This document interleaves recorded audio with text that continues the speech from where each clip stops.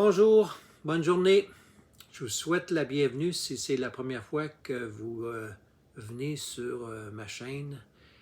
Et aujourd'hui, j'ai un passage biblique à vous partager qui est très approprié pour les temps dans lesquels nous vivons. Et ça fait quelques jours ou quelques semaines que je n'ai pas mentionné ou fait part de passages bibliques. Je vais le faire aujourd'hui. Je vais également en profiter pour apporter une précision. Il y en a parmi ceux qui me suivent ou ceux qui sont abonnés qui pensent que je suis un évangéliste, que je suis un pasteur, que le but de mes vidéos, c'est de prêcher la bonne nouvelle et faire de la prêche ou faire, comment je pourrais dire ça donc, des dévotions à tous les jours. C'est pas le cas. Regardez le trailer, le tout premier vidéo que j'ai fait sur ma chaîne et les vidéos que j'ai fait par la suite qui indiquaient qui je suis, quel était le but de la chaîne et ce que Dieu avait mis sur mon cœur. Alors, s'il y en a parmi vous qui passez des commentaires à l'effet que tu devrais faire ci, tu devrais faire ça, tu devrais prêcher la bonne nouvelle, je m'excuse, c'est pas votre chaîne, c'est la mienne. Alors, si vous cherchez à voir des passages bibliques à tous les jours, vous n'êtes pas sur la bonne chaîne. Alors, je vous invite à aller là où on va vous donner passages bibliques à tous les jours. Je n'ai rien contre les passages bibliques. Alors, il y en a plein. Il y en a une multitude de chaînes en anglais et en français qui partagent la bonne nouvelle. Moi, je me situe juste avant ça. OK?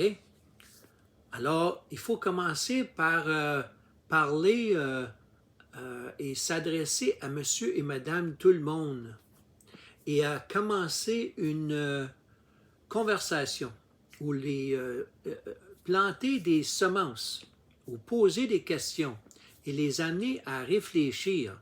OK? On commence un processus. Alors, on parle du tout début du processus et j'ai utilisé une expression de des gens à l'état brut. OK?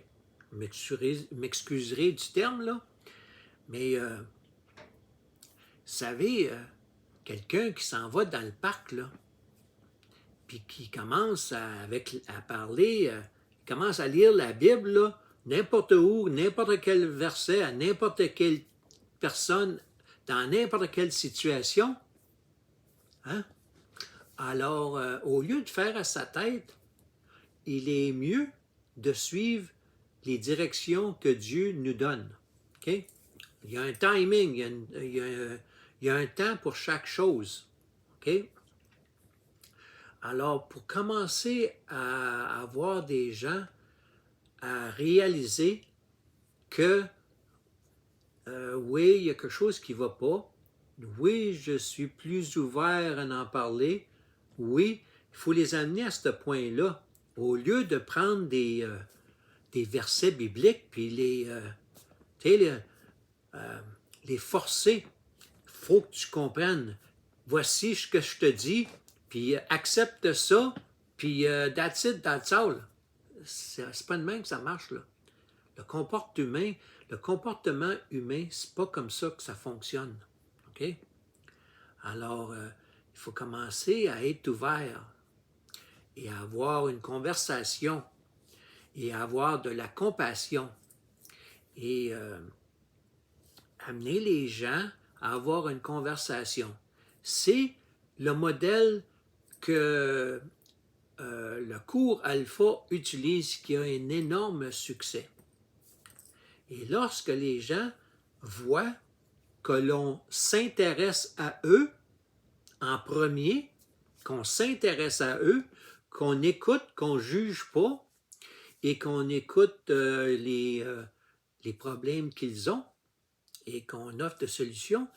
À un moment donné, ils sont plus à l'aise et sont plus réceptifs à ce que l'on va partager avec eux. Okay? Alors, c'est là où un peu je me situe.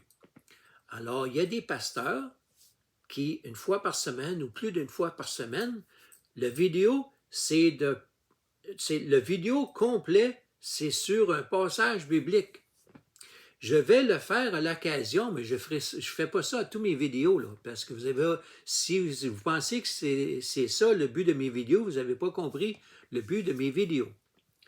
Ceci étant dit, je n'ai rien contre les passages bibliques, j'en fais part et d'ailleurs aujourd'hui, je vais faire part d'un passage biblique qui est tout à fait à propos, comme je l'ai dit au début, tout à fait à propos pour les temps que l'on vit. Ferme la parenthèse. La parenthèse était assez longue, là. Ça fait 6 minutes que j'explique le but de mes vidéos. J'espère que c'est clair.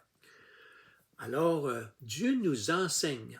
Jésus nous enseigne, nous les chrétiens, ceux qui ont accepté Jésus, qui ne l'ont pas rejeté, qui ont accepté Jésus-Christ dans leur vie.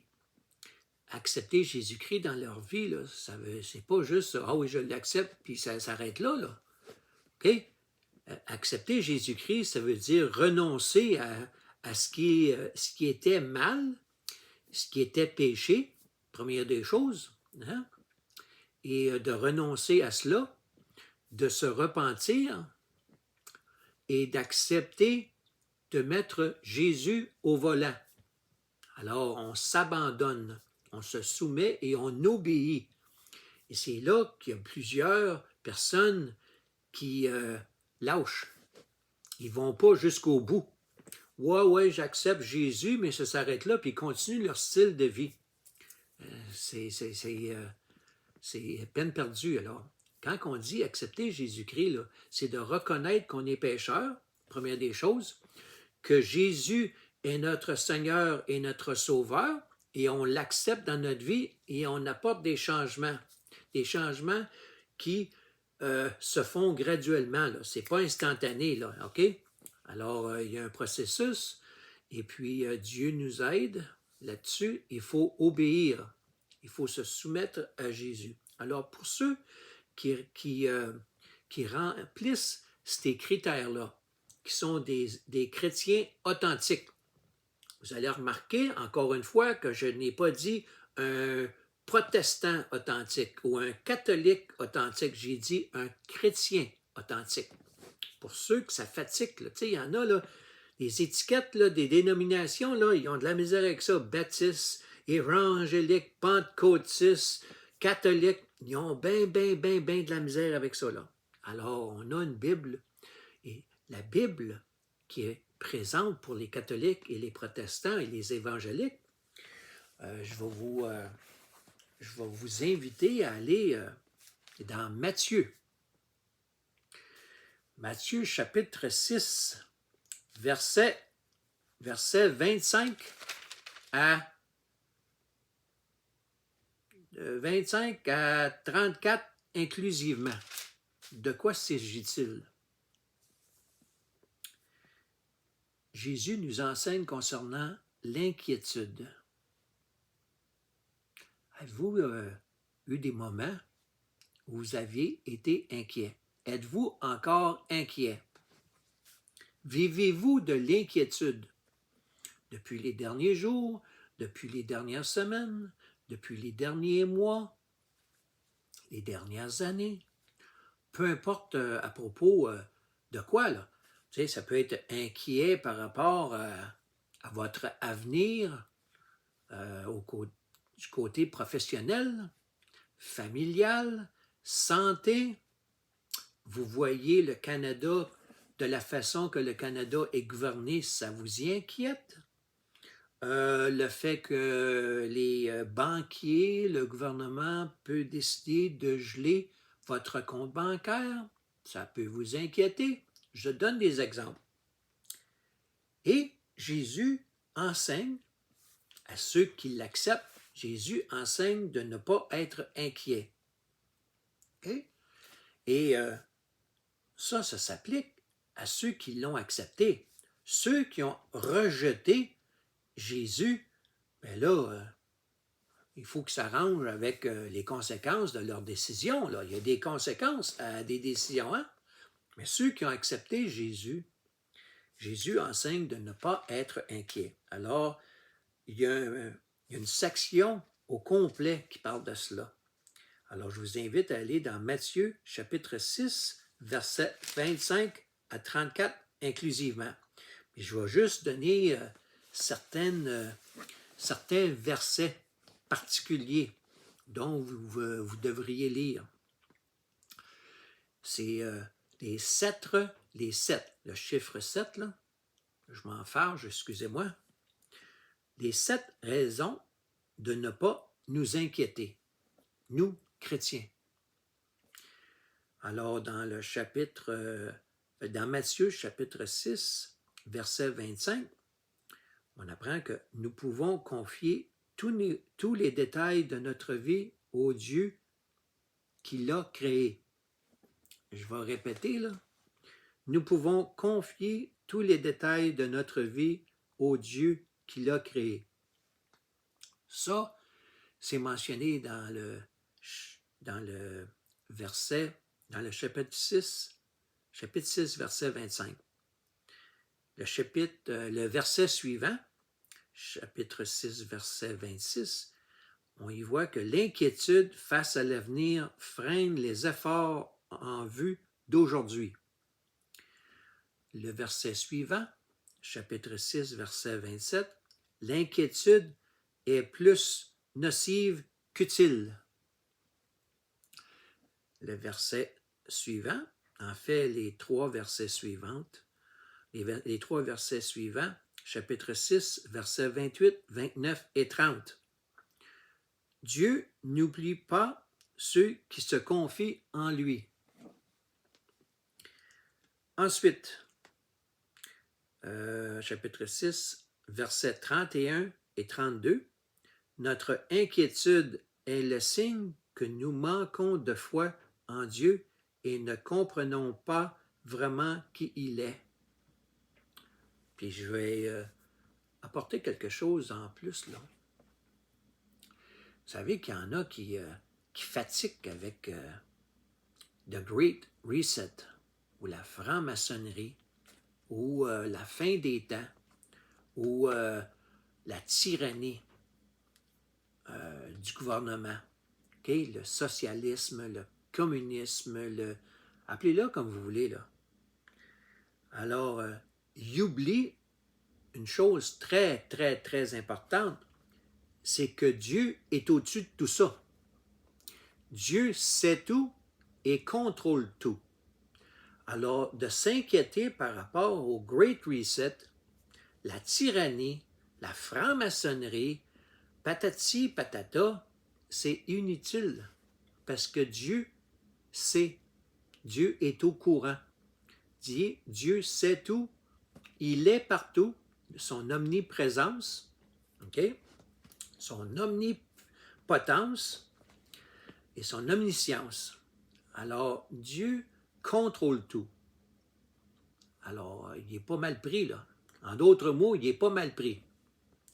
Alors, lorsqu'on comprend qui Dieu est vraiment, on n'a pas matière à s'inquiéter. Alors, je continue avec les 2 derniers versets, qui est le chapitre 6, verset 33, où l'on apprend que l'inquiétude nous empêche de relever les vrais défis, ceux que Dieu nous lance.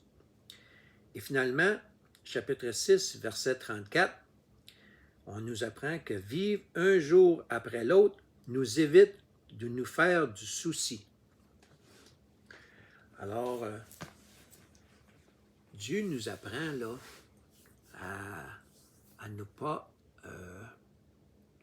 avoir d'inquiétude, de soucis, ok? D'être inquiet. Il nous apprend cela. Je ne dis pas que c'est facile. Il y a un processus là. Ok? Il y a un processus. Mais lorsque l'on est vraiment un chrétien authentique et que nous prions à tous les jours et qu'on s'est abandonné à Jésus et que l'Esprit Saint nous habite. Nous avons, pour ceux qui l'ont vécu, j'en suis un de ceux-là, nous avons une quiétude, une paix et une joie qui est indescriptible. Les gens, ils ne comprennent pas comment ça se fait. T'es pas énervé, t'es pas inquiet, t'es pas ci, t'es pas ça. Non, je ne le suis pas. Alors, ceux qui ont été persécutés, il y a eu des chrétiens qui ont été persécutés. Ils n'étaient pas inquiets. Il y en a qu'on a, comment on appelle ça? Beheaded en anglais, c'est beheaded. Comment on dit ça en français? Qu'on leur a coupé la tête. L'apôtre Paul, entre autres. Pensez-vous que ces gens-là étaient inquiets et avaient du souci? Pas du tout. Alors, ils ont continué leur travail de partager les bonnes nouvelles et je vous laisse là-dessus avant de me faire couper. Bonne journée!